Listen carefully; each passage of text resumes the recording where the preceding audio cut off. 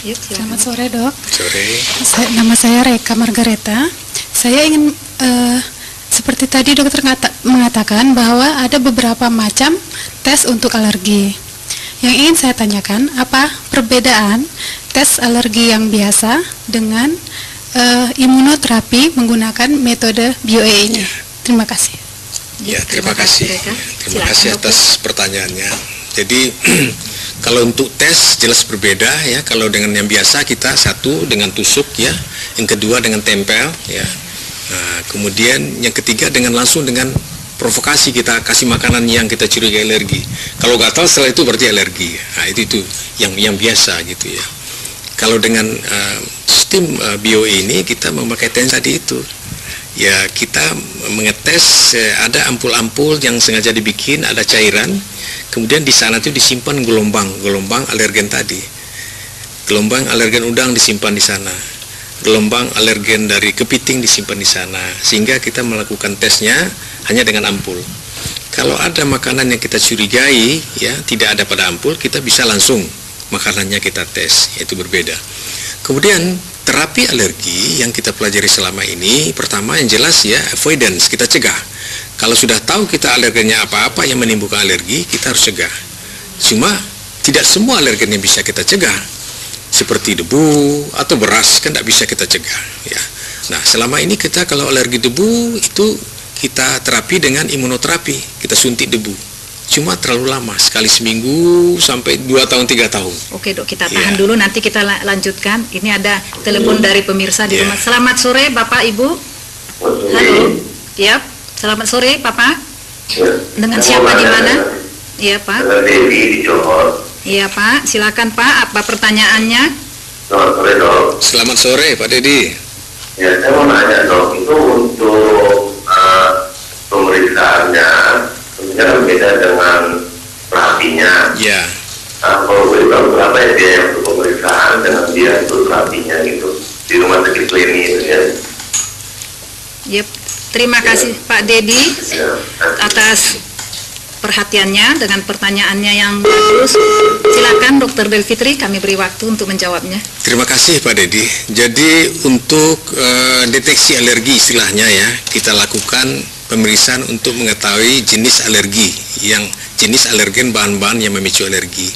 Itu kita kenakan biayanya 300.000. Itu untuk mengetahui jenis alergi ya, sampai 50 macam alergen kita tes. Kemudian untuk terapinya memang setiap alergen sekali terapi. Jadi dilakukan terapi biasanya sekali seminggu ya. Paling cepat 4 hari sekali, paling lama 10 hari sekali, dan yang paling bagus adalah seminggu sekali. Satu alergen seminggu, kemudian minggu depannya alergen lain, begitu seterusnya sampai semua alergen sudah kita terapi. Sudah kita. Setelah terapi kita cek lagi, kita tes lagi.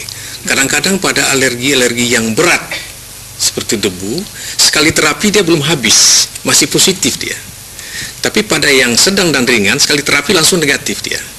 Oh, dulu alergi udang, terapi negatif, silakan makan udang dengan jumlah yang sewajarnya. Tetapi kalau masih positif dia, berarti dia berat. Kita ulang terapi lagi. Kadang-kadang butuh 2 kali, kadang-kadang butuh 3 kali. Ya. Pernah ada kasus sampai 5 kali baru negatif dia. Kalau sudah negatif berarti sudah aman, alerginya berarti sudah. Berarti dia bisa memakan alergennya itu dok ya. Contoh tadi udang. Nah sudah dari deteksi dapat dia alergi terhadap udang. Baru dilakukan penata laksanaan atau terapi dengan BioE. Itu dilakukan sekali 2 kali. Sekali aja dulu. Kita tes dulu. Kalau sudah negatif udah selesai. Tapi kalau masih positif kita ulang lagi.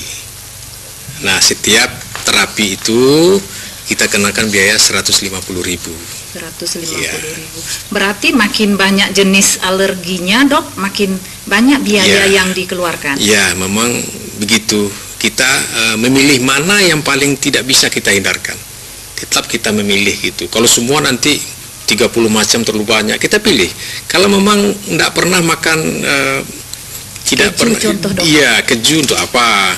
Atau orang yang aku tidak suka kepiting, tapi dia alergi kepiting untuk apa diterapi? Dia memang tidak suka. Seperti itu. Kita sempitkan supaya kita tahu mana yang paling prioritas gitu. Nah, itu kita dahulukan terapinya. Berarti pasien bisa memilih dong mana Ya. yang apa Ya. sama dia, Dok. Dok, saya kalau nggak makan udang seminggu pening kepala. Nah, dulu kan itu, daripada pening kepala, dahulukan itu dulu. Ya, atau dia alergi beras ya, nasi Ya, bisa Dok. bikin alergi ya. Padahal dia sehari-harinya Secara konsumsi tidak bisa kita nasi. hindarkan nasi, ya mungkin itu kita dahulukan gitu ya. Itu kira-kira Pak Dedi. Oke, tadi sudah dijawab kepada Pak Dedi di Johor mengenai biaya yang dibutuhkan. Tadi kita lanjutkan dong mengenai pertanyaan dari dokter itu mengenai bagaimana untuk menghindarkan alergen itu, Dok. Iya, ya, tentu setelah kita tahu apa jenis alergen kita hindarkan seperti itu ya. Kalau dengan metode yang lama yang biasa kita pelajari di kedokteran, itu alergen itu dimasukkan ke tubuh secara bertahap dan dengan dosis dari kecil sampai besar. Contoh yang paling ringan debu, demikian juga dengan udang dan semuanya begitu.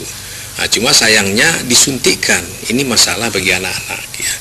Jadi maupun tes maupun terapi disuntikkan dan waktunya agak lama sampai 2-3 tahun. Jadi lebih banyak kadang-kadang pasien drop out.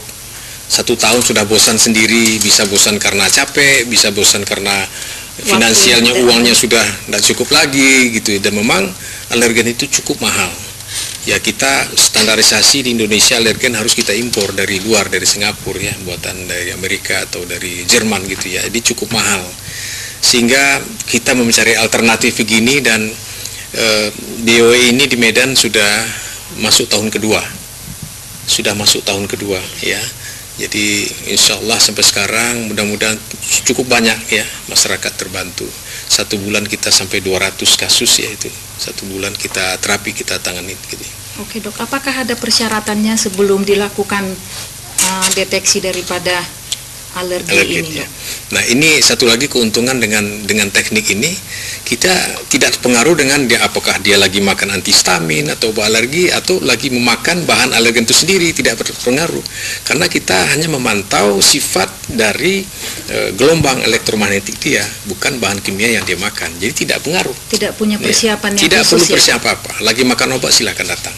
Satu saja pantangannya, jangan dites alergi dalam keadaan demam. Nah, itu berpengaruh ya, jadi hasilnya nanti ada errornya gitu ya. Sebaiknya kalau demam kita obatin dulu, setelah demamnya reda baru kita lakukan tes alergi.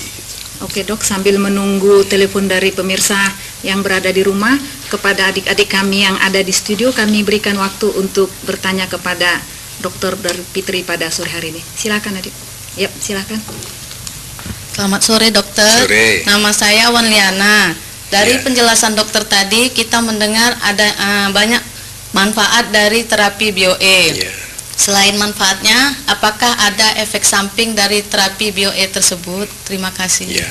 Ayo, silakan, dokter. Terima kasih. Ya, memang terapi ini menggunakan gelombang elektromagnetik.